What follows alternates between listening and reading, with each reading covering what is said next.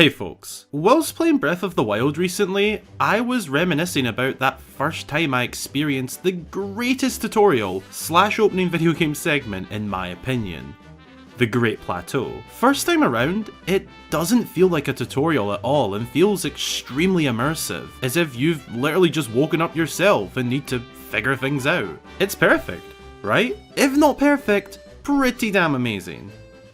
However, it has a glaring problem that I feel isn't talked about enough. I don't recall really seeing this issue brought up, and maybe it's because I am in the minority with it, but after hearing it, yes you lovely person, you might also change your opinion on the Great Plateau. In this video, I'm going to explain to you why I feel that Breath of the Wild's The Great Plateau is very controversial. The amazing side, the horrible side, dissecting what makes it controversial and explaining a large problem hiding in plain sight. Let's do this. Be sure to go and grab yourself a snack or drink and send them in to get featured right here. And also be sure to drop a like and subscribe if you haven't already. It really helps the channel out. And let's get into this one.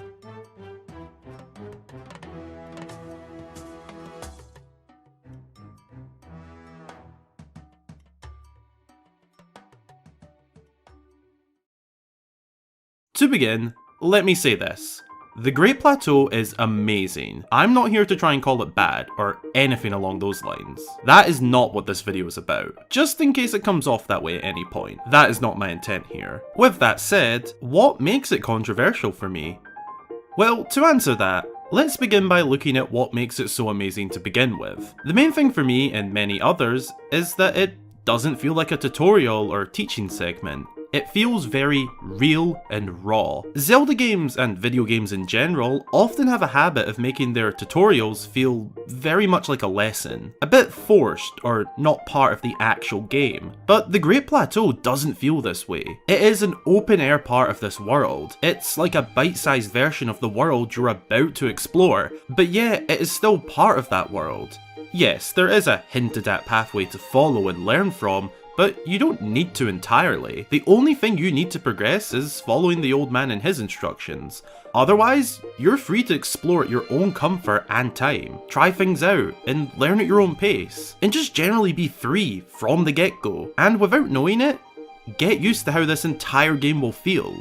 It's teaching you without feeling like teaching. It really is perfect in this regard. You can learn everything you need to know about surviving in this new post-apocalyptic kingdom of Hyrule, but you also don't have to if you don't want to.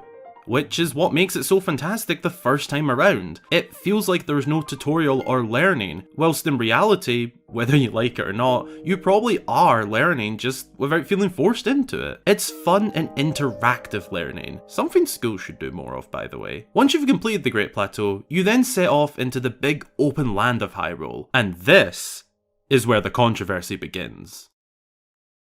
All of that was good. Here's where it gets bad. After leaving this location, you have a lot to explore, a lot of places to go, and reasons to be there. However, the Great Plateau never really has a big reason to return. Obviously, this is excluding the DLC, as not everyone has that and experienced it. This is speaking from a base game perspective, not a lore and in-game one. This is as the player on your first time playing as well, which for me was when the game released. The DLC didn't come out until later that year. It wasn't even a thing at this point. I felt that I was never given a big reason to come back here and experience it as something more than the subtle tutorial area. Yeah, there are Korok seeds hidden around, but unless you're a completionist, which me personally I am not, this isn't a huge or significant reason to return. It might make you find a few nooks and crannies you didn't discover before, but that's about it. You come back to collect some seeds and then leave again, leaving the dust to build once again.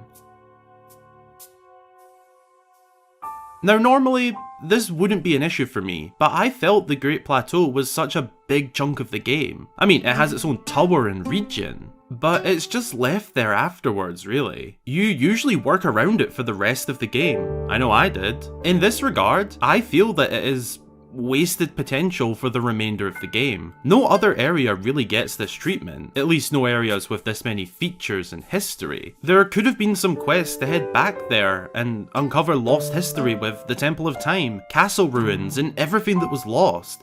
Just something, a reason to return and involve it in the main base game. This isn't necessarily the biggest deal in the world, but for me it is something I'd felt. As well as this, when you start a second playthrough of the game and you go in with the knowledge that this is a tutorial segment, the Great Plateau feels so tedious to get done.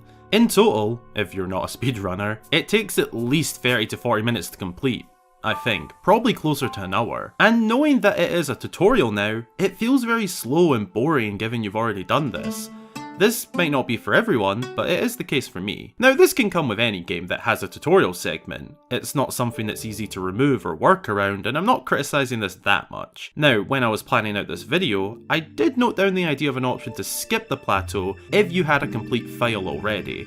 However, this is a flawed idea for multiple reasons. One, the Great Plateau does serve some key story details. It shows us Link waking up, finding the slate, being explained what happened, seeing the towers rise, and eventually being told of his quest. You can't just cut that out, and it'd be too complicated to have an alternative version where you just get those crucial details and don't have to do the tutorial stuff. As well as that, whilst the game could recognise that you've beaten it once, you can't have multiple files at once. You can have a normal and master mode file, but master mode is DLC. You'd have to save it over your complete file, which many of us, myself included, don't like doing. I thought I'd mention this, but ultimately the idea didn't come to much. I will admit, the replay value points aren't really the controversial part. They are valid points that are worth bringing up, but aren't the biggest deal in comparison, as I am more aiming at the first time experience alone.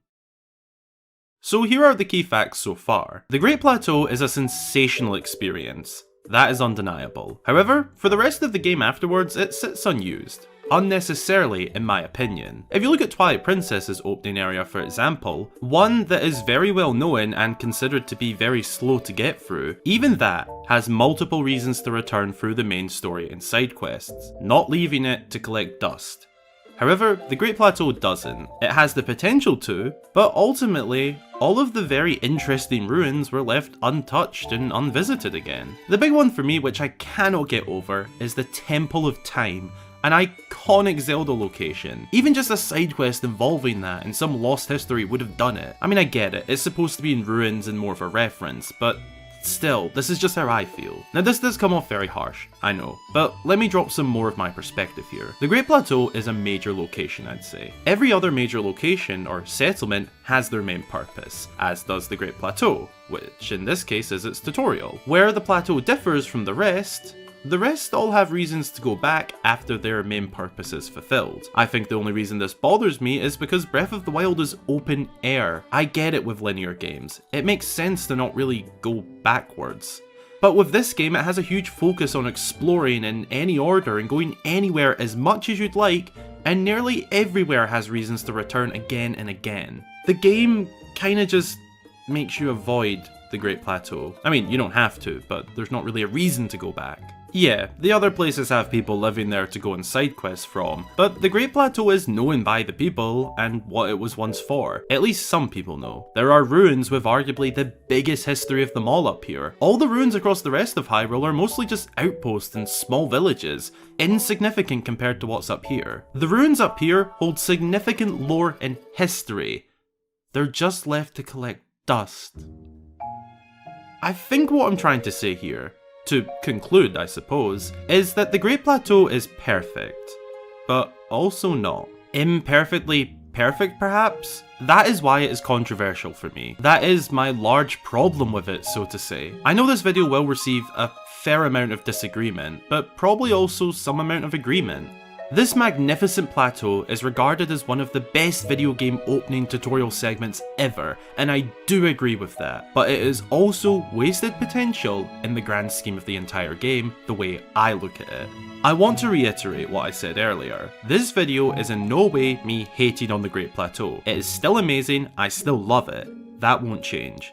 And let's be honest, disagree or agree with my opinion on the wasted potential, it doesn't take away from how amazing the rest of the game actually is, or how amazing the actual plateau is. It's just this one view, perspective on it that I recently experienced that bugs me a bit, or maybe more than a bit. I just had to get this out.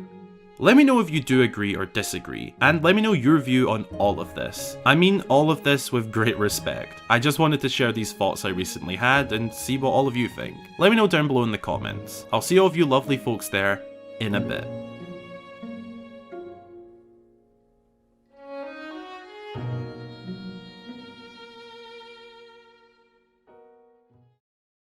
Be sure to drop a wee like down below if you enjoyed, and also consider subscribing for more fabulous Zelda content. Both would make my day. Follow my socials linked below to keep up to date, and as always, a huge, massive, amazing shout out goes to all of my channel supporters. With a very special shout out going to new supporters, Zigron and Neox. Thanks a ton. Your very generous and kind support really helps me to make these videos week in, week out, all month long, 365 days a year. If you'd like to join them and get yourself a shout out upon joining, and your name at the end of every video, then consider supporting via the links below. Thanks for watching. I hope you all have an amazing day or night, and until the next time, I've been Hyrule Gamer.